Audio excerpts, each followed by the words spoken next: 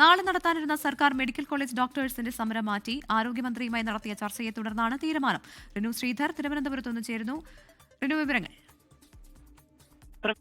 നാളെയാണ് മെഡിക്കൽ കോളേജിലെ ഡോക്ടർമാർ വലിയ രീതിയിൽ ഒ പി ഉൾപ്പെടെ ബഹിഷ്കരിച്ചുകൊണ്ട് PG ഡോക്ടർമാർ സമരത്തിലേക്ക് പോകാൻ വേണ്ടി തീരുമാനിച്ചിരുന്നത്. എന്നാൽ ഇന്ന് വൈകുന്നേരത്തോടു കൂടി ആരോഗ്യ വകുപ്പ് മന്ത്രിയുമായി ചർച്ച നടത്തുന്നു. വിവിധ ആവശ്യങ്ങൾ ഉന്നയിച്ചാണ് ഡോക്ടർമാരുടെ സമരം എന്നുള്ളത് നമുക്കറിയാം.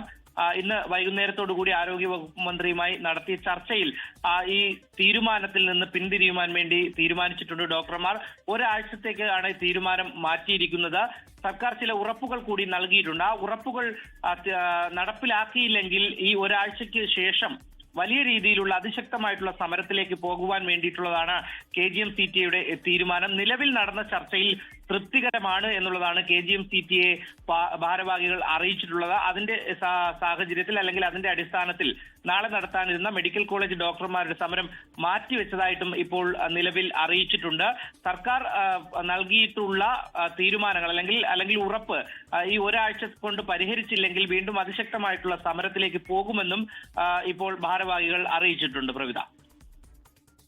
ശരി, റിനു ശ്രീധറാണ് വിവരങ്ങൾ നൽകിയത്. ലോകത്തെവിടെയായാലും ഏത് സമയത്തും 24 വാർത്തകളും ഓഗ്മെന്റഡ് റിയാലിറ്റി പാക്കേജുകളും എക്സ്പ്ലെയിനറുകളും വിശദമായി കാണാൻ ഞങ്ങളുടെ YouTube ചാനൽ നിങ്ങൾക്ക് സബ്സ്ക്രൈബ് ചെയ്യാം.